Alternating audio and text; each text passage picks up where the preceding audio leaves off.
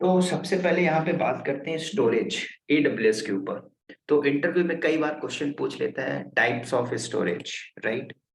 तो सबसे पहले हम बात करते हैं स्टोरेज टाइप के अंदर कितने टाइप के स्टोरेज आपको एडब्ल्यूएस में मिलता है, ठीक है। तो सबसे पहले हम बात करेंगे EBS. EBS stand for elastic block storage.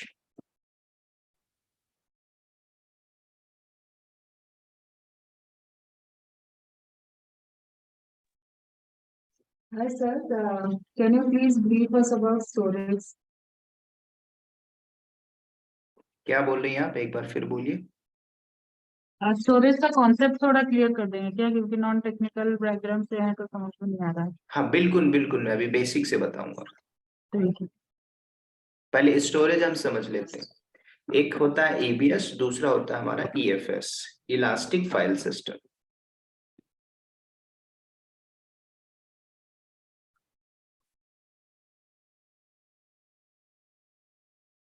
तीसरा नंबर आपका होता है इफिमरल। इसको आप दूसरे वर्ड में बोल सकते हो टेम्पररी। और एक और इसका नाम है जिसको हम बोलते हैं इंस्टेंस, इंस्टेंस स्टोरेज। चौथे नंबर का होता है हमारा AWS S3, ठीक है। तो S3 भी हमारा स्टोरेज है। तो ये चार टाइप के आपको स्टोरेज मिलते हैं, ठीक है, AWS में। अब इन चारों का अलग अलग यूज केस होता है, डिफरेंट डिफरेंट। तो पहले हम समझते हैं ईबीएस ब्लॉक बेस्ड स्टोरेज। अब मैं ईबीएस बोलूंगा तो समझ जाओ ये हार्ड डिस्क है। जब आप एक EC2 इंस्टेंस लॉन्च करते थे 8 GB का वॉल्यूम मिलता था, ये वही ईबीएस वॉल्यूम है। दूसरा, जब कंपनी के अंदर आप काम करते हो तो आपको ये बोला जाता है कि आपका एक EC2 इंस्टेंस है, उसमें 2-3 हार्ड डिस्क अटैच कर दो। तो ईबीएस में क्या होता है कि एक बार में एक ही हार्ड डिस्क अटैच कर पाते हो, लेकिन ईएफएस क्या होता है, मल्टी अटैच होता है। मतलब कि इसको हम मल्टीपल्स EC2 इंस्टेंस के साथ अटैच कर सकते हैं।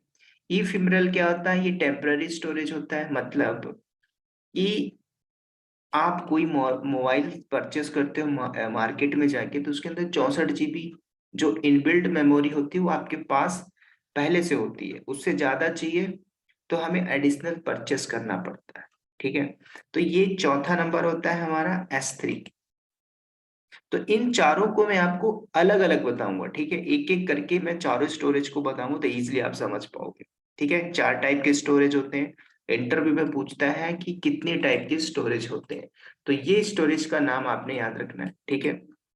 अब यहाँ पे हम पहले इस स्टोरेज को उठाते हैं। इसके अंदर हम डीपली बात करेंगे ईबीएस के ऊपर, ठीक है।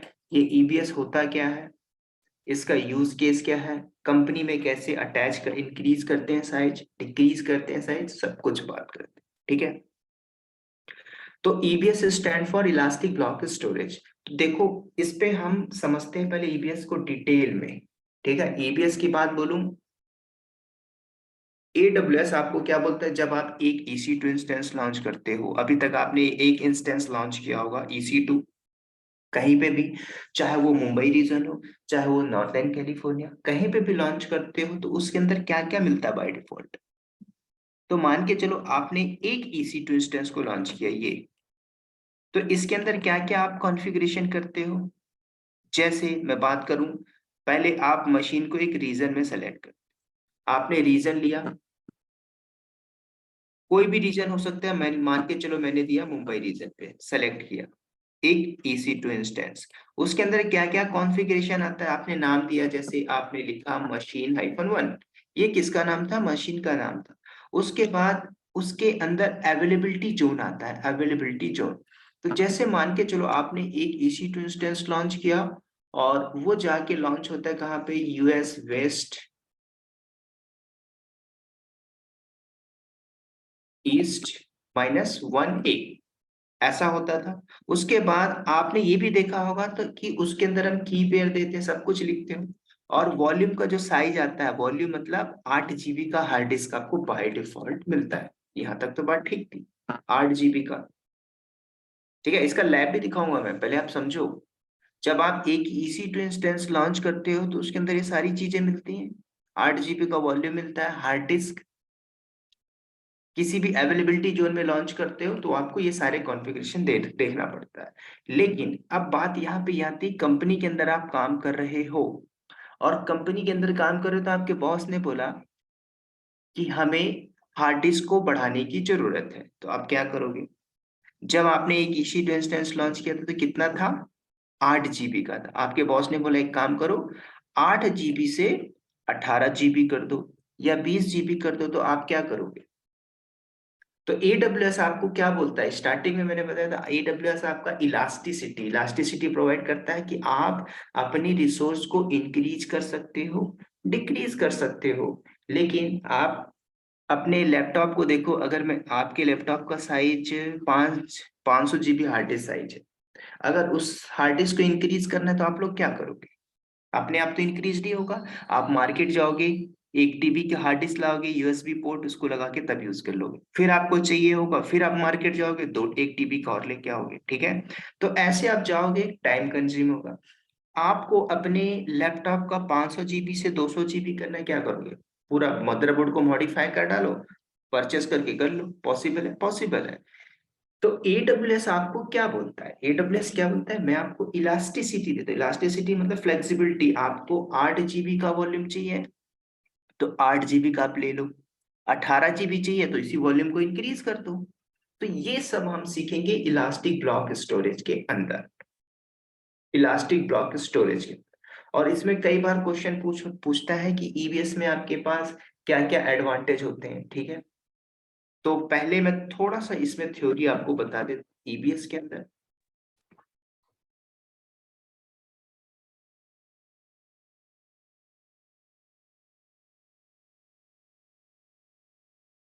तो सबसे पहले कई बार इंटरव्यू में पूछता है EBS क्या होता है, व्हाट इज EBS?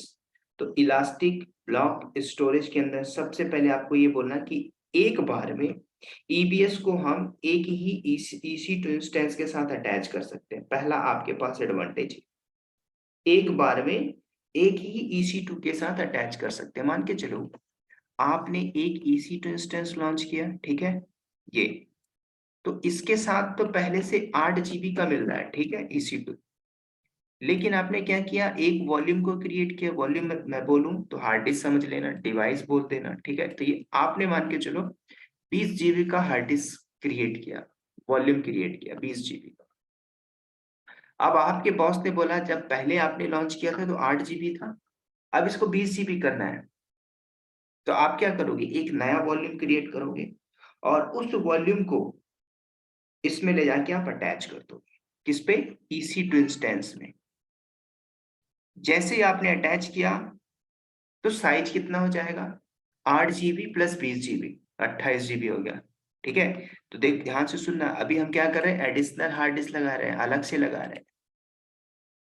और एक बात और याद रखना है, अगर आपका ये EC2 इंस्टेंस US- मान के चलो West-1A में लॉन्च है, इस अवेलेबिलिटी जोन पे, ठीक है? ध्यान से सुनना, अगर इस अवेलेबिलिटी जोन में आपका इंस्टेंस है तो वॉल्यूम भी आपका इसी अवेलेबिलिटी जोन में होना चाहिए, तभी तो अटैच हो पाएगा।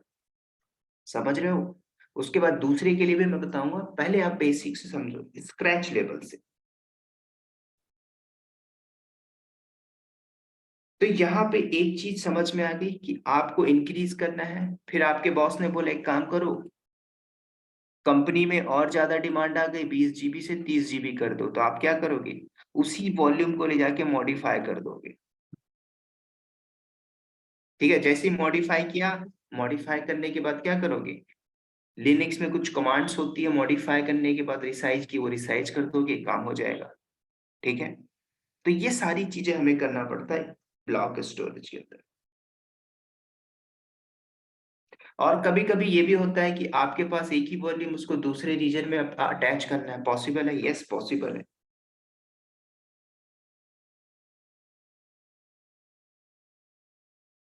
तो इसके अंदर जब हम प्रैक्टिकल करेंगे तो और आपको अच्छे से समझ में आएगा, ठीक है? तो क्वेश्चन में पूछता है EBS क्या होता है, आप एक बार में 1 EC2 इंस्टेंस के साथ अटैच कर सकते हैं, 1 EC2 इंस्टेंस के साथ। बस इस बात को याद रखना, ठीक है? अब थोड़ा सा लैब करेंगे तो समझ में आएगा। लैब करने से पहले इस डायग्राम को आप समझो। अभी मैं जिसमें बात कर रहा हूँ आपको इसमें ध्यान नहीं देना, ईएफएस में, ई फिब्रल में, एडब्ल्यूएस एस3 में, सिर्फ और सिर्फ फोकस करना है एडब्ल्यूएस ईबीएस पे, ब्लॉक बेस्ड स्टोरेज। ठीक है,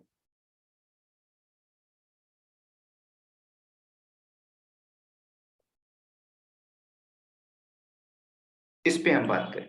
तो अकॉर्डिंग टू दिस थ्योरी सबसे पहले एक EC2 को चल के लॉन्च करते हैं। कहाँ पे? कहीं पे भी ले लो, किसी भी रीजन में चल के ले लेते हैं। तो ये रहा मेरा EC2 इंस्टेंस। मैं AWS पे एक लॉग इन कर लेता हूँ।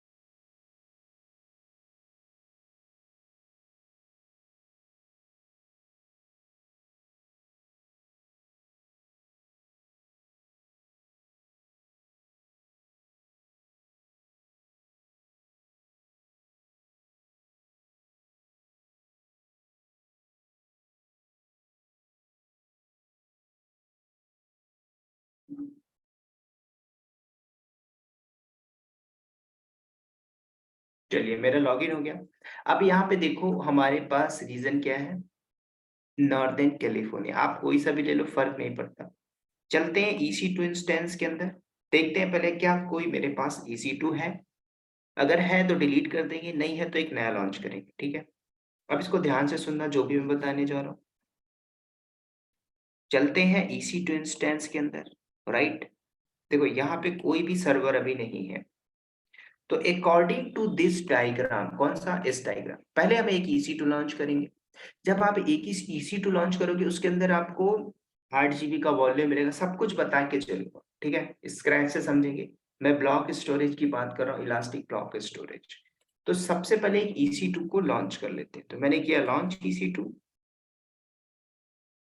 उसके बाद यहाँ पे नाम दे दीजिए। तो अकॉर्डिंग टू डायग्राम मैंने लिखा था मशीन 1, मैंने लिखा मशीन 1 के नाम से। ओएस कोई सा भी ले लो, मैंने लिनक्स लिया, amazon लिनक्स। उसके बाद नीचे आ जाओ, ये सारा AMI है, amazon machine image. Free tier eligibility लेके चलेंगे, T2 dot micro instance type है।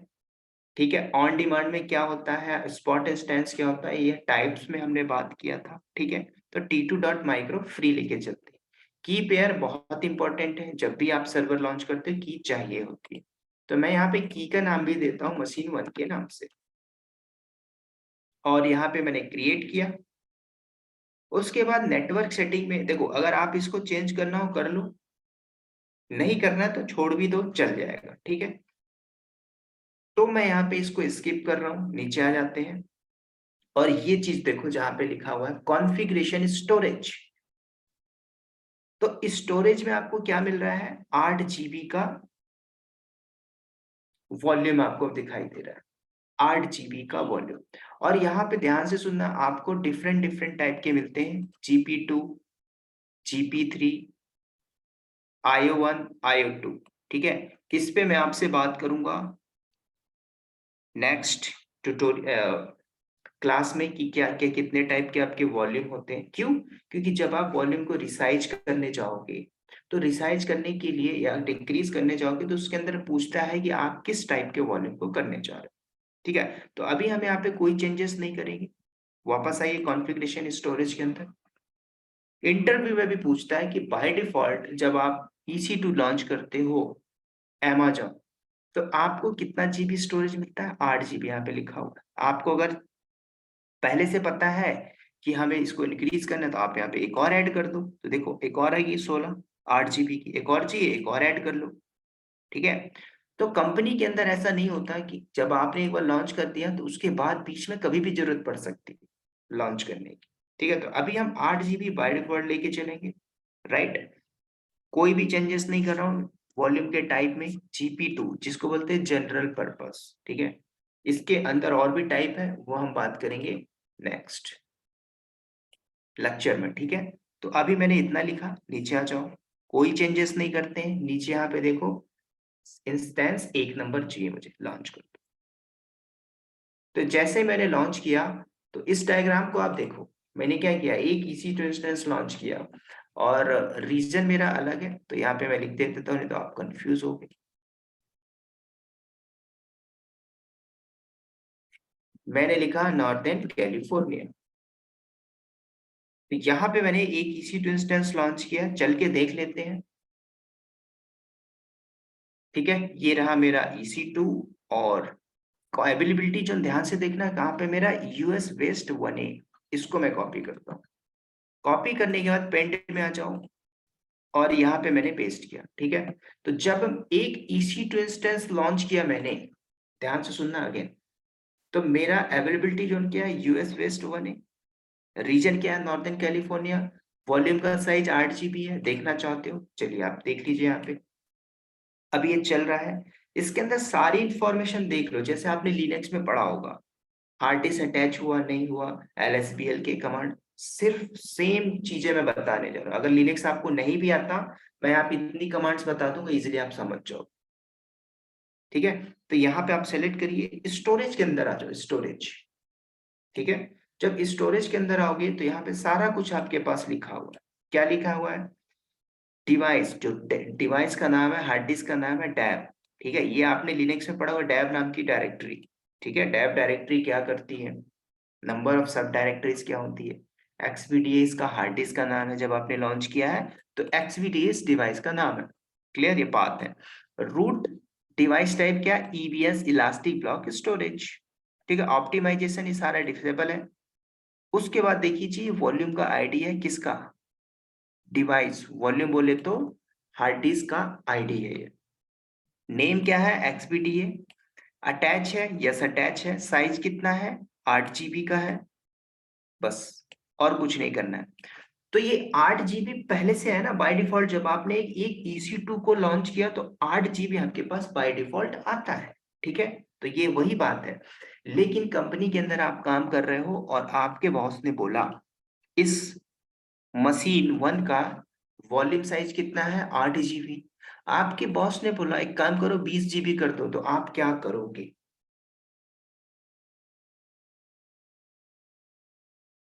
इस साइज को आप क्या करोगे, इंक्रीज कर सकते हो कि नहीं।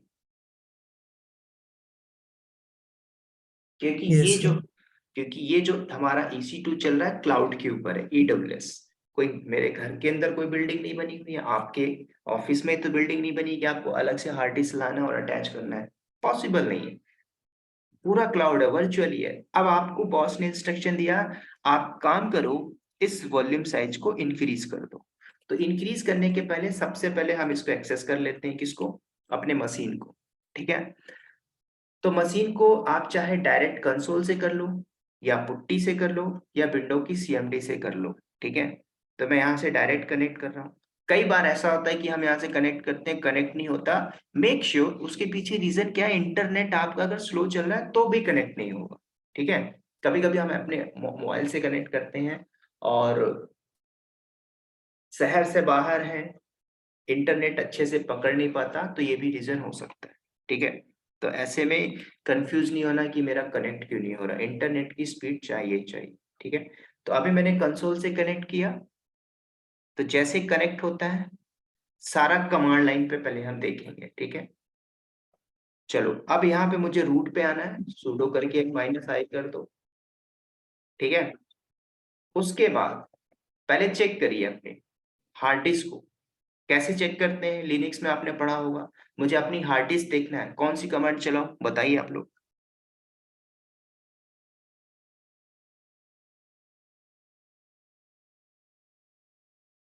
मुझे हार्ड डिस्क देखना है, कितनी हार्ड डिस्क अटैच है मेरे सर्वर पे, कौन सी DU command. Minus H sir, DU minus H.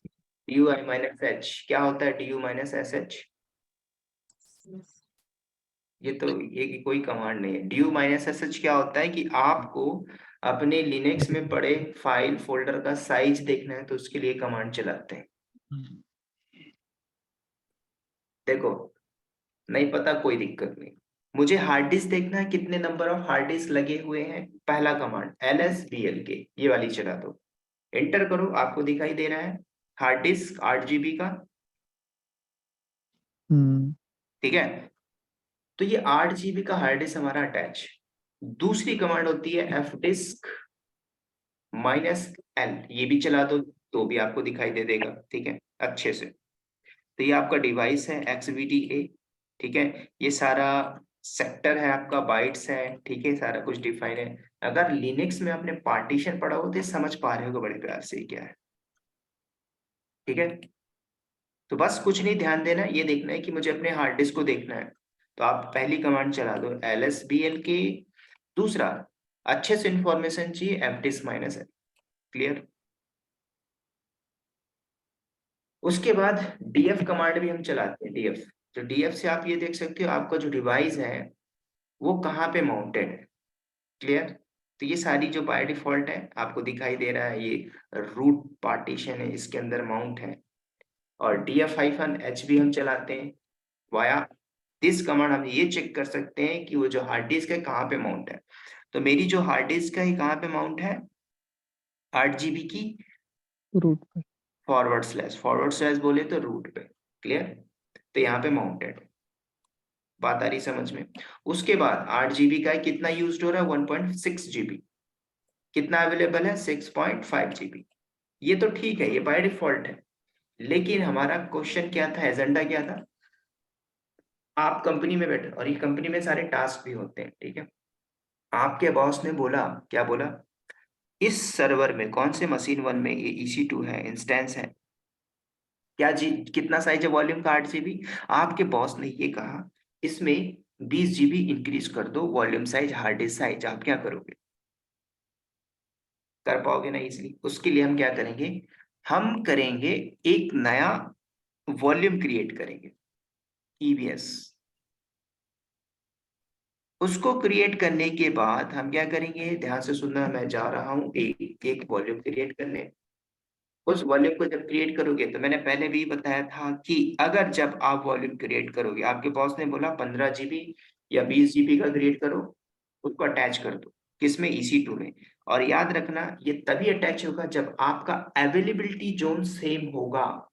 पहला वाला मशीन किस अवेलेबिलिटी जोन में, US-West-1A। तो इसी अवेलेबिलिटी जोन में मैं एक वॉल्यूम क्रिएट करूंगा और उसको अटैच करूंगा। ठीक है, तो कैसे करते हैं, चलिए वापस कंसोल में आ जाओ। एक मैं डुप्लीकेट ओपन करता हूं तो आपको भी थोड़ा सा हेल्पफुल होगा।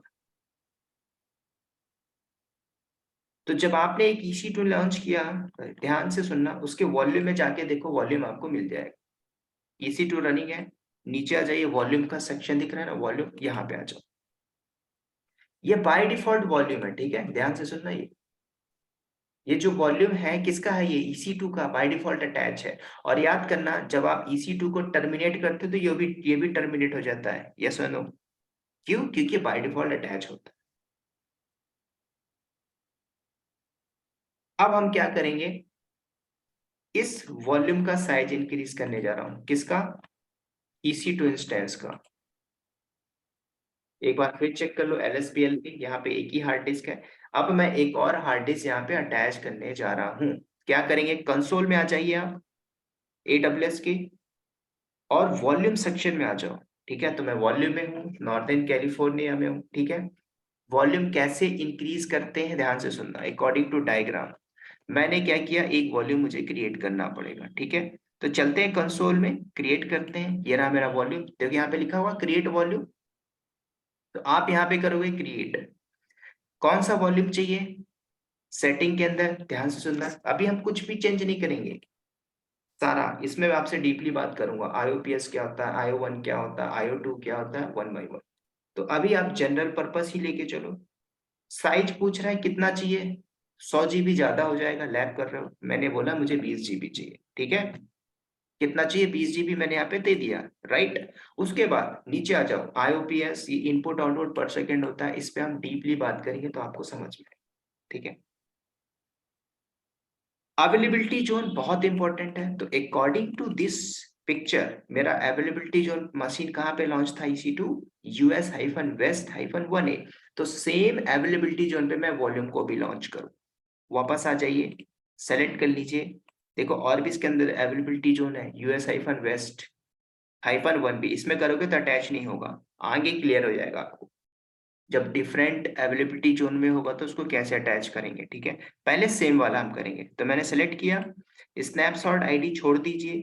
इनक्रिप्शन क्या होता है, अगर अपने हार्ड डिस्क में आप की लगाना चाहते हैं तो AWS में S3 में KMS करके एक टॉपिक आता है, उस पर हम बात करेंगे इनक्रिप्शन की, ठीक है। तो अभी हम यहाँ पे कोई KMS की नहीं लगाएंगे, छोड़ दीजिए, ठीक है। बस इतना ही करना है, साइज को रिसाइज कर दो, अवेलेबिलिटी जोन लगा लो और क्रिएट कर दीजिए। टैग देना चाहो तो टैग दे दीजिए, टैग से क्या होगा आपको पता चल जाएगा कि आपने एक नया वॉल्यूम क्रिएट किया। मैंने यहाँ पे दिया न्यू माइनस वॉल्यूम, राइट। बस इतना करने के बाद क्रिएट कर दो, तो जैसे ही आप क्रिएट करते हो एक नया वॉल्यूम आ जाता है, ठीक है। तो ये देख लीजिए आपके पास 20 GB का आ गया और टैग इसने लिया नहीं, कोई दिक्कत नहीं। इसको मैं रीनेम कर देता हूं तो आपको समझ में भी आएगा। यहाँ पे मैं लिखता हूं न्यू माइनस वॉल्यूम, ठीक है। ये लीजिए आ गया 20 GB का। कंसोल में अभी अटैच नहीं हुआ, इसको अटैच करना पड़ेगा, ठीक है। कैसे अटैच करते हैं ध्यान से सुनना। पहले देखो जो इन यूज में है ये पहले से अटैच हो गया था, जब आपने एक EC2 लॉन्च किया था तो 8 GB का वॉल्यूम उसमें अटैच था, यूज में है। लेकिन नीचे वाला देखो अवेलेबल है, अवेलेबल मतलब क्या है, अभी अटैच नहीं हुआ है। इसको अटैच कर दो, किस में अटैच कर दो, अपने EC2 सर्वर के साथ। तो कैसे अटैच करते हैं, सिंपल है, बहुत इजी, कोई भी कर लेगा, ठीक है। करना क्या है, अवेलेबल है मतलब इसको अटैच किया जा सकता है। दोनों को ध्यान से सुनना पहले। अवेलेबिलिटी जोन क्या है, US-West-1A, ये भी सेम अवेलेबिलिटी जोन में अटैच नहीं है, इसको मैं अटैच करने जा रहा हूं। कैसे अटैच करते हैं, सेलेक्ट करो अपने हार्ड डिस्क को, यहाँ पे सेलेक्ट करना है, एक्शन में आ जाओ। यहाँ पे देखो पूछ रहा है अटैच वॉल्यूम, अटैच वॉल्यूम, तो आपको करना है अटैच, नीचे आ जाइए, ध्यान से सुनना, ये वॉल्यूम का आईडी है, अवेलेबिलिटी जोन ये है। तो इसी अवेलेबिलिटी जोन में आपका वो मशीन होगा तभी अटैच होगा। तो नीचे देखो इंस्टेंस पूछ रहा है, मैंने सेलेक्ट किया, आ गया मशीन 1 के नाम से, यहाँ पे सेलेक्ट कर लो। बस इतना करना है और कुछ नहीं, नीचे आके अटैच करिए। और जैसे ही आपने अटैच किया तो अब देखो ये जो अवेलेबल था यूज में हो गया। समझ में आ रही बात। अब जब यूज में हो रहा है तो अपने टर्मिनल पे जाइए, यहाँ पे जो मैंने EC2 को एक्सेस किया था, यहाँ पे फिर से चेक करिए LSBL के साइज, और सॉरी देखिए एक और आ गई हार्ड डिस्क 20 GB की। बात आ रही समझ में, Yes, sir. ठीक है। तो एक और हार्ड डिस्क आ गया, किस नाम से, XVDF के नाम से। अब यहाँ पे बात क्या आती है कि आपके बॉस ने क्या बोला, साइज को 20 GB से 25 GB कर दो, ठीक है। मैं 25 GB बाद में करूंगा। अब पहले आप लोग मुझे अब बताइए, इस हार्ड डिस्क के अंदर मुझे डेटा रखना है, डेटा रखना है मुझे, 100 फाइल क्रिएट करनी है इस हार्ड डिस्क के अंदर। आप लोग क्या करोगे, अगर आपको पता बताइए, नहीं तो मैं बताऊं।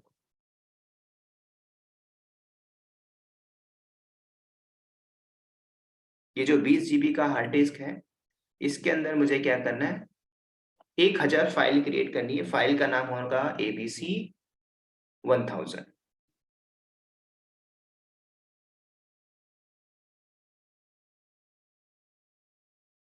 चलिए कोई नहीं।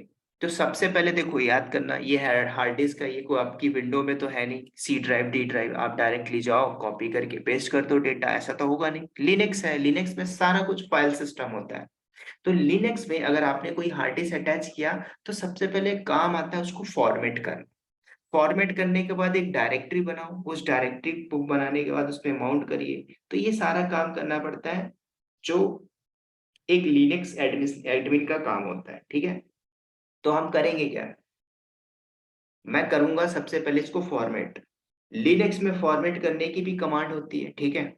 और हार्ड डिस्क का नाम भी देख लीजिए किस नाम से है आपका। तो सबसे पहले हम क्या करेंगे, इसको फॉर्मेट कर लेते हैं, ठीक है। फॉर्मेट करने की कमांड होती है mkfs, make file system dot ext4। आप चाहो तो देखो, लिनक्स में डिफरेंट डिफरेंट फाइल सिस्टम होता है, ext2, ext3, ext4। आप चाहो तो 3 में भी कर लो, फर्क नहीं पड़ता। आप चाहो तो 2 में भी कर लो, फर्क नहीं पड़ता। आप चाहो तो XFS में भी कर लो, ठीक है। लिनक्स में आपने पढ़ा होगा फाइल सिस्टम, XFS होता है हमारा एक्सटेंडेड फाइल सिस्टम। लेकिन मैं कर रहा हूँ ext4 में, ये फाइल टाइप है सिस्टम, तो मैंने लिखा ext4, डन। उसके बाद आपसे पूछ रहा है किसको फॉर्मेट करना है। इस हार्ड डिस्क का नाम देखो किस नाम से, XVDF। तो आप क्या लगाओगे, डेव। सारी जो डेव डिवाइस होती है आपकी डेव डायरेक्टरी में होती है, XVDF, दैट्स इट, इतना करना है। ये फॉर्मेट करने की कमांड होती है, इंटर कर दो। ये आपका हार्ड डिस्क फॉर्मेट हो गया। अब आपको कैसे पता चलेगा, सर मैं कैसे मानूं कि ये फॉर्मेट हो गई। तो लिनक्स में एक और कमांड होती है जिसको बोलते हैं BLKID, इंटर करो। तो जैसे आपने BLKID किया तो मेरा फाइल सिस्टम ext4 था, नीचे देखो लिख के आ गया। समझ में आ गई बात, ये देखो ये फॉर्मेट हो चुका है। फॉर्मेट हो गया, अब इसके बाद हम करेंगे इसको माउंट। समझ रहे हो, ध्यान से सुना, माउंट मतलब क्या होता है, पहले आप df-h करके देख लो। यहाँ पे एक ही हार्ड डिस्क है जो बाय डिफॉल्ट थी 8 GB की, 20 GB वाली अभी यहाँ पे नहीं है। मैं उसको माउंट करूंगा एक डायरेक्टरी में बना के, और उसमें जाके डेटा रखूंगा। समझ रहे हो ना। तो हमने फॉर्मेट कर लिया। फॉर्मेट करने के बाद माउंट करना है, माउंट। तो माउंट करने के लिए एक डायरेक्टरी बनाएंगे, उसमें माउंट करेंगे, ठीक है। ये सब आपको पता होगा लिनक्स में। मैंने क्या किया, एक डायरेक्टरी बनाया mkdir करके। कहाँ पे, /रूट में इंडिया नाम की एक डायरेक्टरी बनाता हूँ, ठीक है। एंटर करो, इंडिया नाम की डायरेक्टरी बन गई। अब इसको माउंट करते हैं, तो माउंट करने की कमांड होती है MUNT, माउंट। किसको माउंट करना है, मेरा हार्ड डिस्क का नाम क्या है। अगर आप देखोगे तो मेरी हार्ड डिस्क ये है, किसको माउंट करना है, /dev, उसके बाद XVDF, ये मेरा हार्ड डिस्क का नाम है। कहाँ पे माउंट करना है, अभी मैंने डायरेक्टरी बनाई, देखो यहाँ पे इंडिया, तो आपको लिखना है /India, दैट्स इट। एंटर करो, ये माउंट हो गया। कैसे कंफर्म करोगे माउंट हुआ कि नहीं हुआ, अगेन df-h। अब जब आप करोगे तो आपको दिख रहा होगा XVDF माउंटेड है। बात आ रही समझ में,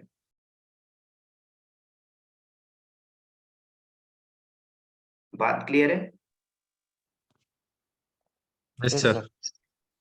लेकिन एक बात और समझना, जब आप कंपनी में काम कर रहे हो ना, ये स्टैंडर्ड माउंट नहीं होता, ये बोलते हैं टेम्पररी माउंट। टेम्पररी माउंट मतलब समझ रहे हो, अगर मैंने अपने सर्वर को रिबूट कर दिया तो ये हट जाएगा। कौन, ये जो माउंट हुआ है, समझ रहे हो, ये माउंट जो हुआ है ये हट जाएगा। इसलिए कंपनी के अंदर ये बोला जाता है कि जब भी आप माउंट कर रहे हो, मतलब जो एडिशनल हार्ड डिस्क हमने अटैच किया है, इसको फॉर्मेट करने के बाद क्या किया जाता है कि भाई इसको फॉर्मेट कर लो, फॉर्मेट करने के बाद माउंट करो, परमानेंट माउंट करो। अभी जो मैंने माउंट किया टेम्पररी माउंट किया है, समझ में आ रही बात, ये टेम्पररी माउंट है।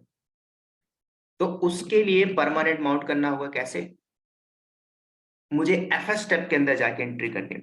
अब देखो, अगर ये माउंट हो चुका है तो इंडिया के अंदर मैं जा सकता हूँ कि नहीं जा सकता हूँ, CD/इंडिया के अंदर देखो आ गया मैं।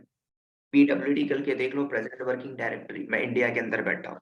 मैंने बोला था मुझे 1000 फाइल बनानी है, इसके अंदर टच करो, और यहाँ पे मैंने दिया सुनील के नाम से, करली ब्रैकेट लगा दो, 1-1000, ये लीजिए। आपको बताने के लिए इतनी फाइल मैंने बना दिया, चलिए। तो इसके अंदर 1000 फाइल आ गई इस हार्ड डिस्क के अंदर। बात आ रही समझ में। लेकिन अभी यहाँ से आप बाहर आ जाओ, CD, ये जो माउंट है df-h करिए, टेम्पररी माउंट है, टेम्पररी। तो परमानेंट कैसे माउंट करते हैं, ध्यान से सुनना। परमानेंट माउंट करने के लिए आपके पास मल्टीपल्स ऑप्शन है। मेरा हार्ड डिस्क फॉर्मेट हुआ, कैसे चेक करते हैं, BLKID, राइट। चाहो तो आप इस UUID को ले लो, ठीक है, या फिर आप मैनुअली असाइन कर दो। तो मैं आपको पहले मैनुअल सिखाऊंगा, दूसरा आप UUID का भी यूज कर सकते हो। लिनक्स में आपने किया होगा तो बड़े प्यार से आप कर पाओगे, ठीक है। तो परमानेंट कैसे माउंट करते हैं, ध्यान से सुनना। अंदर चलते हैं FS टैब के अंदर, तो VIM एडिटर आपने पढ़ा हुआ, ठीक है। तो VIM से ETC के अंदर FS टैब के अंदर जाओ, ये कॉन्फ़िगरेशन फाइल होती है दोस्तों, ध्यान से सुनना। जब मैंने एक EC2 लॉन्च किया था, उसके अंदर 8 GB का वॉल्यूम आया था, राइट। उस डिवाइस का नाम क्या था, ये था, और ये डिफॉल्ट पड़ा हुआ है यहाँ पे।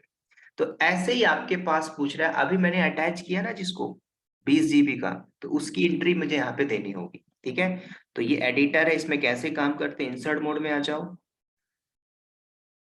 यहाँ पे मुझे मैनुअल एंट्री करनी पड़ेगी, ठीक है। तो जैसे अगर आप चाहो तो UUID मैंने जो बताया वो कॉपी कर लो, या फिर मैनुअली नाम दे दो डिवाइस का, ठीक है, दोनों आप दे सकते हो।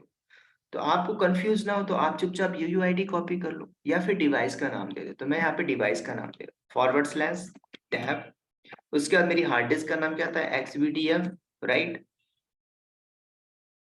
उसके बाद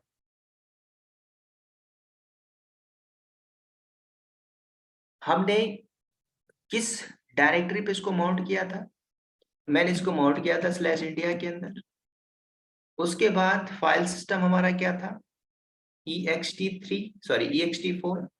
बस बाकी जो पीछे पड़ा उसको उठा के कॉपी पेस्ट कर दो, डिफॉल्ट 0 0।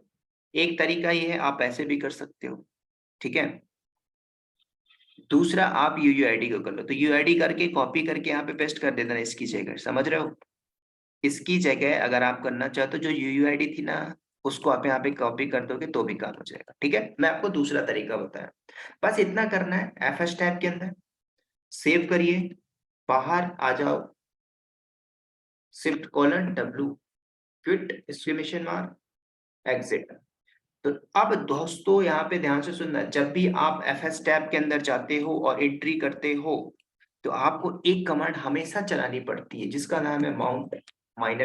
ये क्या करता है, माउंट हाइफन ये बोलता है कि जैसे ही आपने FS टैब में एंट्री कर दी, कर्नल को नहीं पता, अब इसको चलाने के बाद कर्नल को पता चल गया कि आपने एक नया हार्ड डिस्क अटैच किया है, कितना 20 GB का, और आपने FS टैब में एंट्री किया, सब कुछ पता चल गया उसको। समझ में आई बात। अब यहाँ पे आप df-h करके देखो,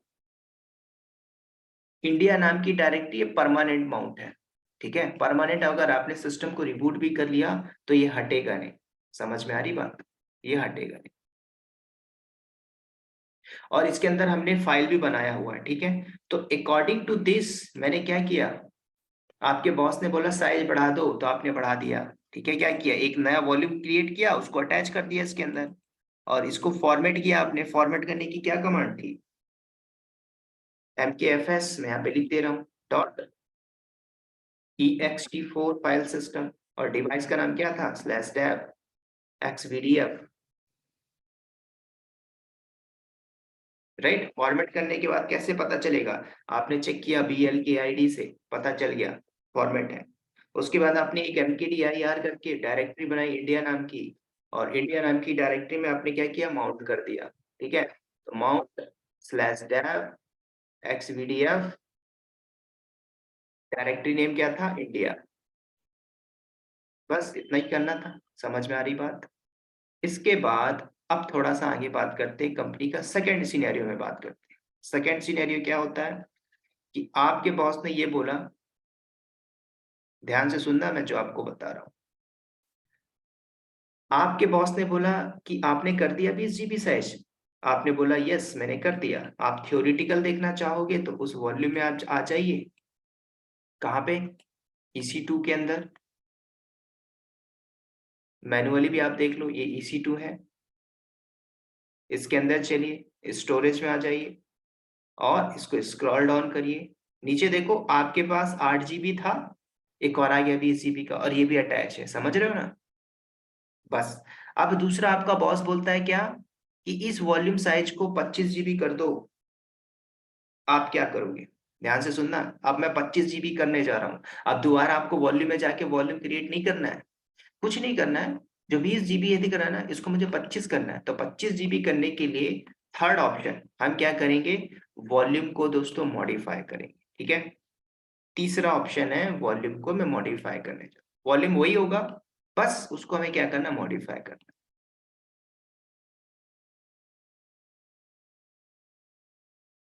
मॉडिफाई करने के बाद आपके बॉस ने बोला 25 से 30 जीबी कर दो, 20 से 25 कर दो, मैंने लिखा 25 जीबी। ठीक है, बस रिसाइज करना है, मतलब मुझे इंक्रीज करना, अगेन इंक्रीज करना है। आपके बॉस ने बोला एक काम करो, 20 जीबी में काम नहीं हो रहा था, 25 जीबी कर दो उसको, तो आप क्या करोगे, दोबारा से जाओगे कहाँ पे, वॉल्यूम सेक्शन में, मैनुअली इसको मॉडिफाई कर दो। चलो वॉल्यूम में आ जाओ, तो ये रहा मेरा वॉल्यूम, इसी को तो मॉडिफाई करना है ना, ये 20 जीबी है, 20 जीबी से 25 करना है। कुछ मत करो, यहाँ पे सेलेक्ट करिए, एक्शन में आइए, मॉडिफाई वॉल्यूम करिए। आपके बॉस ने बोला 25 जीबी कर दो या 28 जीबी कर दो, तो मैंने किया चलो 28 जीबी, ठीक है, समझाने के लिए 28 जीबी किया, मॉडिफाई कर दो। अगेन पूछ रहा है मॉडिफाई करो, मॉडिफाई हो गया। ध्यान से सुनना, यहाँ पे 20 से 28 जीबी हो जाएगा, हो गया ना। लेकिन दोस्तों बात यहाँ पे समझ में आनी चाहिए, क्या ये कर्नल को पता चला क्या कि 28 जीबी आपने किया, आपको तो दिख रहा है आपने कर दिया, लेकिन अगर आप अपने सर्वर में आते हो और df-h करके देखते हो, तो यहाँ पे तो 20 जीबी है ना, 28 जीबी कहाँ हुआ है। अगर दूसरा आप LSBLK करके देखते हो, तो यहाँ पे तो आपको दिखाई दे रहा है 28 जीबी है, लेकिन जो परमानेंट माउंट था इसमें क्यों दिखाई नहीं दे रहा है, क्योंकि कर्नल को पता नहीं चला, कर्नल को पता ही नहीं चला कि आपने रिसाइज किया है कि नहीं किया है। समझ रहे हो, कर्नल क्या है, आपको पता होना चाहिए, memory management, file management, disc management, सब कुछ कर्नल करता है। तो उसको पता ही नहीं चला ना, तो उसको पता चलाने के लिए लिनक्स में एक और कमांड होती है दोस्तों, जब भी आप मॉडिफाई करते हो तो एक कमांड चलानी पड़ेगी, रिसाइज टू fs। इस चीज को आप नोट कर लीजिए, रिसाइज टू fs। उसके बाद आपके डिवाइस का नाम क्या था, /dev, और हार्ड डिस्क का नाम था xvdf। बस इतना चला दो तो वो रिसाइज हो जाएगा, तब कर्नल को पता चल जाएगा कि हाँ आपने मॉडिफाई किया है, तो मॉडिफाई किया तो पता चल जाएगा उसको। ठीक है, तो कैसे करेंगे, चलिए सर्वर में EC2 में, और यहाँ पे आपने कमांड चला देना है क्या, df-h करके देख लो, अभी कितना दिख रहा है, 20 जीबी। जैसे मैं रिसाइज चला दूंगा तो ये 20 से 28 हो जाएगा अपडेट होके। ठीक है, तो रिसाइज टू fs ये कमांड होती है लिनक्स के अंदर। ठीक है, डिवाइस नाम क्या है, /dev xvdf। बस इतना करके इंटर मार दो, ये रिसाइज हो गया। अब दोबारा से चेक करो, df-h 28 हो गया, कर्नल को पता चल गया, थैंक यू आपने मुझे अपडेट कर दिया। समझ रहे हो, बात आ रही समझ में। तो मैंने क्या किया, रिसाइज भी कर दिया, ये सारे कंपनी में काम होते हैं, इसको आप CV में भी ऐड कर लेना। तो रिसाइज करने के बाद बोलोगे सर क्या डेटा में कोई इफेक्ट पड़ेगा क्या, नहीं, जाके आप देख लो CD करके इंडिया के अंदर, इसके अंदर इंदर ने फाइल बना के रखी थी 1000 पड़ा हुआ है, इसमें कोई इफेक्ट नहीं आएगा। ठीक है, CD करके बाहर आ जाओ। यहाँ तक बात समझ में आ गई, क्लियर हो गया यहाँ तक, कोई डाउट। सर ये जो यस सर। फॉर्मेट, एक मिनट, बोलिए बोलिए बोलिए, क्या बोल रहे थे, अगेन रिपीट करिए, आवाज ब्रेक हो गई थी आपकी। जी सर, ये फॉर्मेटिंग का जो हम कर रहे थे, ये फॉर्मेटिंग मतलब हम एक्सटेंशन के टाइप में करते हैं, या जैसे अब अगर हम बात करते हैं मेमोरी फॉर्मेटिंग, तो उसको हम उसमें से जो भी कुछ डेटा होता है उसको हम डिलीट करते हैं, सब सब कुछ। तो ये फॉर्मेटिंग का मतलब यही होता है क्या कि डेटा जो भी पड़ा होगा वो सब डिलीट हो जाएगा? फॉर्मेट आपका दो तरीका होता है, या, आप जब नया हार्ड डिस्क लाते हो तो फॉर्मेट करते हैं कि नहीं, हम्म, बस मैंने क्या है कि एक नया हार्ड डिस्क लाया, उसको फॉर्मेट किया। फॉर्मेट करने के लिए हमारे पास लिनक्स में जो फाइल सिस्टम होता है ext2, ext3, ext4, और एक और होता है XFS। अगर आपने लिनक्स इंस्टॉल किया होगा CentOS के ऊपर, तो आपने देखा होगा XFS, और मैंने अंदर भी आपको दिखाया था, कहाँ पे, FS टैब के अंदर एक पहले से XFS लिखा हुआ था, तो वो बाय डिफॉल्ट है, समझ रहे हो, PIM / ETC FS टैब के अंदर जाओ, परमानेंट एंट्री होती है XFS, एक्सटेंडेड फाइल्स, ये फाइल्स है। आप चाहो तो इसमें भी कर सकते हो फॉर्मेट, फर्क नहीं पड़ता। मैंने ext4 में किया, आप ext3 में कर दो, 2 में, दोनों में काम होगा। ठीक है, पहले फॉर्मेट करना पड़ेगा हार्ड डिस्क को। फॉर्मेट करने के बाद माउंट करिए एक डायरेक्टरी में माउंट करने के बाद उसके अंदर डेटा रख दो। ठीक है, अटैच करते कैसे करते हैं, कंसोल से अटैच कर दीजिए। फिर मॉडिफाई करना था, उसी वॉल्यूम को मैंने मॉडिफाई कर दिया। ठीक है, अब इसके आगे फिर मैं बात करूंगा, इसलिए मैं यहाँ पे पूछ रहा हूँ, आप लोगों से डाउट हो तो पूछिए, क्योंकि इसके बाद हम एक नया सर्वर लॉन्च करेंगे, उसमें अटैच करेंगे।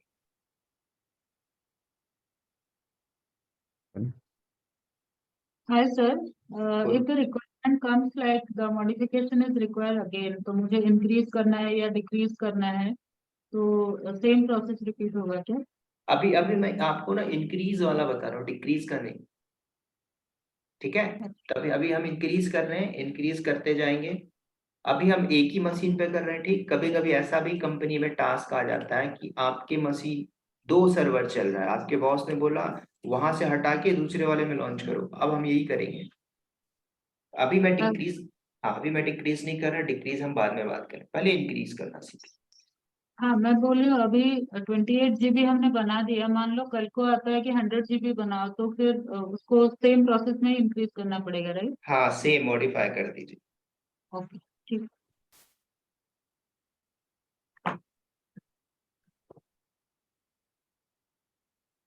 अब हम क्या करते हैं, आगे थोड़ा सा ट्विस्ट की बात करेंगे, थोड़ा एडवांस लेवल पे। तो मेरा जो मॉडिफाई हुआ था 28 GB का, मैंने यहाँ पे लिखा 28 GB, 28 GB। अब आपका बॉस आपसे क्या बोलता है, काम करिए, एक और EC2 इंस्टेंस को लॉन्च करिए, और उस EC2 इंस्टेंस में ये जो आपने हार्ड डिस्क को अटैच किया था, कौन सा, इसको मैं येलो में बॉक्स करता हूं, दोनों एक ही है ना, इसमें कोई फर्क नहीं, दोनों एक ही है। अगर आपने मॉडिफाई किया हार्ड डिस्क को, वही है ना। तो उस वॉल्यूम को आपके बॉस ने बोला, एक काम करो, एक नया सर्वर लॉन्च करिए और उसको उसमें अटैच कर दीजिए। तो मैं अभी क्या करने जा रहा हूं, अब मैं एक नया EC2 इंस्टेंस लॉन्च करूंगा। इस बार हम ब्लैक ले लेते हैं, ये लीजिए, एक नया मशीन में लॉन्च करने जा रहा हूं। ठीक है, मशीन 2 के नाम से।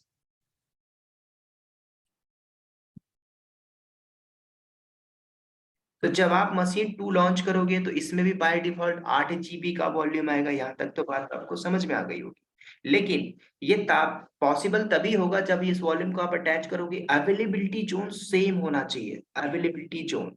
तो इसको भी मुझे लॉन्च करना होगा US-West-1A।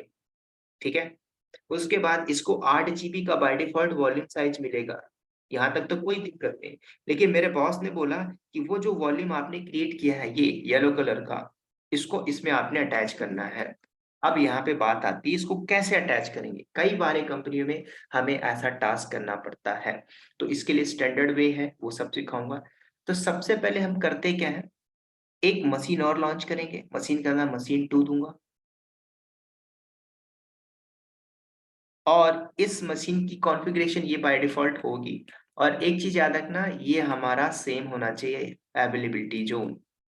ये अवेलेबिलिटी जोन अभी सेम था तभी अटैच हो पा रहा था, ये अवेलेबिलिटी जोन सेम था तभी अटैच हो पा रहा था। अब एक और मशीन 2 लॉन्च कर लेते हैं, चलते हैं इस सर्वर में, EC2 में आ जाओ। यहाँ पे अभी एक है, एक और लॉन्च कर लेते हैं मशीन 2 के नाम से। लॉन्च कर लीजिए, मैंने यहाँ पे दिया मशीन 2 के नाम से।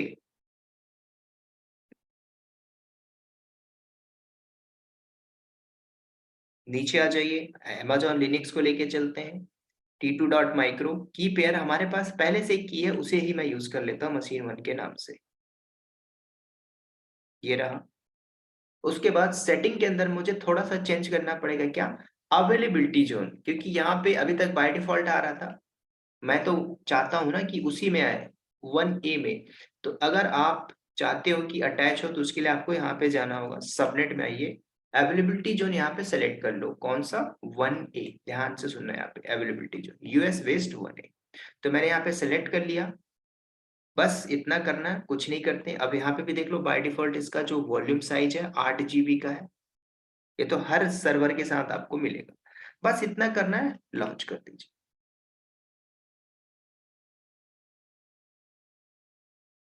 लॉन्च करने के बाद व्यू कर लेते हैं।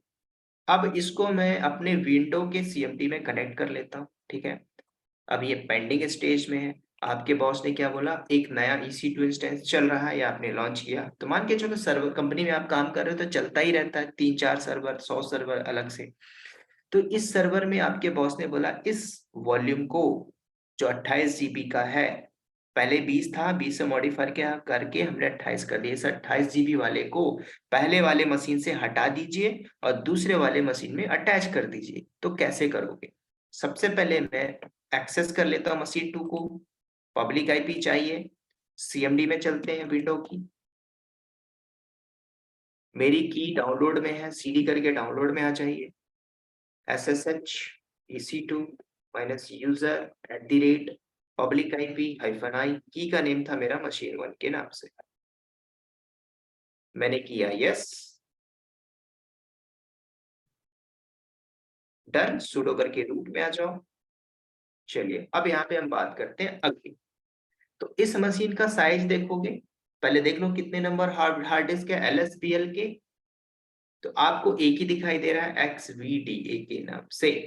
मेरे बॉस ने बोला है कि इस मशीन 2 में आप अटैच कर दो, तो इसका मैं होस्ट नेम चेंज कर देता हूँ, ध्यान से सुनना, इसमें मैं डाल देता हूँ मशीन 2। कैसे करते हैं होस्ट नेम चेंज, देख लो, लिनक्स की कमांड है, host name CTL set host name, और होस्ट का नेम दे देता हूं मैं machine -2 के नाम से, ठीक है। लीजिए एंटर मार दो, चेंज हो गया। लेकिन लिनक्स में एक और कमांड होती है बैश, जो कर्नल को अपडेट करती है। देखो मेरा होस्ट नेम चेंज हुआ, ठीक, machine 2 के नाम से। अब इसमें हमें अटैच करना है, पहले LSBLK करके देखो, ठीक है, एक ही हार्ड डिस्क है, ये मेरा मशीन 2 है, ठीक है, यहाँ पे देख लो। मैं इसको करता हूँ मिनिमाइज। आपके बॉस ने क्या बोला है, आपके बॉस ने बोला कि ये जो मशीन चल रहा है नया वाला, इसमें इस वॉल्यूम को अटैच कर दो। तो वॉल्यूम अटैच तभी होगा जब आप यहाँ से डिटैच करोगे। मैंने स्टार्टिंग में भी बोला था क्या, कि आपका जो EBS है एक बार में एक ही इंस्टेंस के साथ अटैच कर सकते हो, समझ रहे हो। अगर ये इसके साथ अटैच है और आपके बॉस ने बोला एक और EC2 है इसमें अटैच करो, तो पहले आपको इधर से इसको डी अटैच करना होगा, डी अटैच करने के बाद फिर अटैच करो। समझ में आ रही बात, तो मैं वही करने जा रहा हूँ डी अटैच। तो डी अटैच करने के पहले आप जाओगे वॉल्यूम में, देखो ये है वॉल्यूम, आप ऐसे सेलेक्ट करके अगर ऐसे करते हो बाय डिफॉल्ट कैसे डी अटैच, तो ये गलत प्रैक्टिस है, ऐसे नहीं करना है। पहले आपको ये समझना होगा ये जो वॉल्यूम है माउंट है किस पे, माउंट है डायरेक्टरी में, इंडिया नाम की डायरेक्टरी में। यहाँ पे आ जाइए, ये मेरा मशीन 1 है, इसको भी मैं होस्ट नेम चेंज कर देता हूँ, नहीं तो आप कंफ्यूज होगे। Host name CTL set minus host name, मैंने दिया मशीन 1,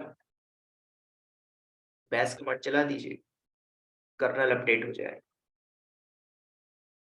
ठीक है। तो मशीन 1 में देख लीजिए LSBLK करके 2 हार्ड डिस्क है, इस हार्ड डिस्क को मुझे करना है यहाँ से डी अटैच। तो सबसे पहले अनमाउंट करना पड़ेगा, क्योंकि ये हार्ड डिस्क माउंट कहाँ पे, इंडिया में है, इसके अंदर डेटा भी पड़ा हुआ है, CD/India LS करिए, देख लीजिए पहले, पड़ा है ना फाइल, इतनी 1000 फाइल, CD करके बाहर आ।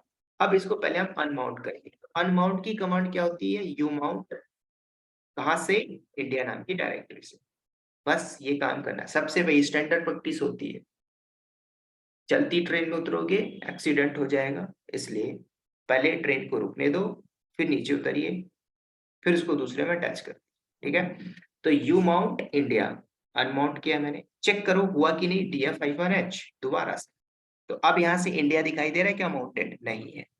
तो जब मैंने यहाँ से अनमाउंट कर दिया उस हार्ड डिस्क को इंडिया नाम की डायरेक्टरी से, तो अब आप क्या करोगे, कंसोल में जाइए, ये रहा मेरा वॉल्यूम, इसको आप यहां से क्या करोगे, अनमाउंट मतलब डीअटैच करोगे, ठीक है। एक और वॉल्यूम आया, ये मशीन 2 का है, 8 GB का, मुझे किसको करना है, ये न्यू वॉल्यूम, मैंने इसलिए टैग दे दिया था। सेलेक्ट करो, एक्शन में आ जाओ, डी अटैच वॉल्यूम। देखो अटैच का तो ऑप्शन ही नहीं आ रहा, तो अटैच नहीं कर पाओगे जब तक डी अटैच नहीं करोगे।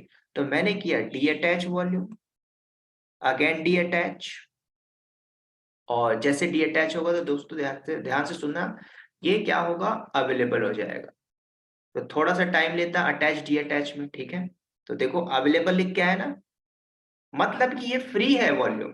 अब इसको आपके बॉस ने क्या बोला है, अटैच करने के लिए। तो अब इतना करने के बाद आप क्या करोगे, इसको अटैच करोगे मशीन 2 में, ठीक है। तभी अटैच होगा जब ये अवेलेबल होगा। वापस आ जाइए, यहाँ तक काम हो गया। हमने क्या किया, अटैच करने के लिए अनमाउंट किया आपने। इस कमांड को आपने याद रखना, you mount slash India. Unmount करने के बाद अटैच करने जाएंगे, ठीक है। अब ये हार्ड डिस्क जो है फ्री है। अब यहां से हमने डी अटैच कर दिया, अब इसको अटैच करेंगे इस मशीन 2 में, ठीक है।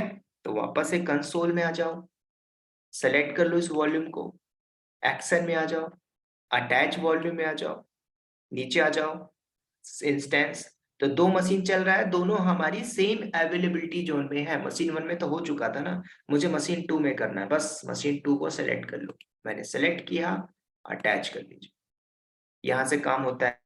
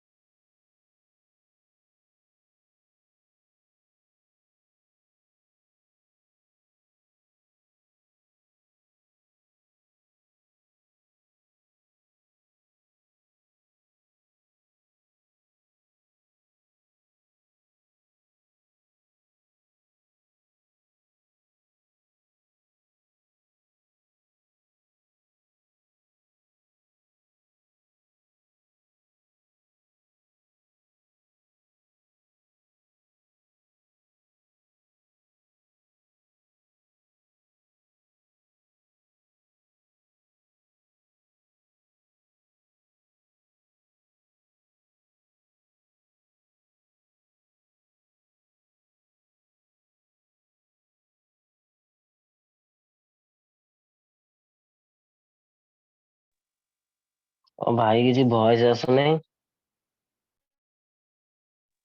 वेट करो वेट करो। ସାର୍ ପଳେଇଲେ କି? हाँ सर पढ़ेंगे। ସାର୍ କୁଆଡେ ଗଲେ? ଖୋଜିକି ଆଣ। କାଇଁ ମିଳୁନାହାନ୍ତି, ସାର୍ କୁଆଡେ ଗଲେ? ଆଜି ସଂକ୍ରାନ୍ତି ବୋଲି ପଳେଇଲେ ବୋଧେ କୁଆଡେ, ମନ୍ଦିର ଫନ୍ଦିର ପଳେଇଛନ୍ତି ଆଉ। ରେକର୍ଡିଂ ହଉଛି ଭାଇ, ଚୁପ ରୁହ। ସରି ସରି। सर तुम कथा रिकॉर्डिंग है व्यस्त कहीं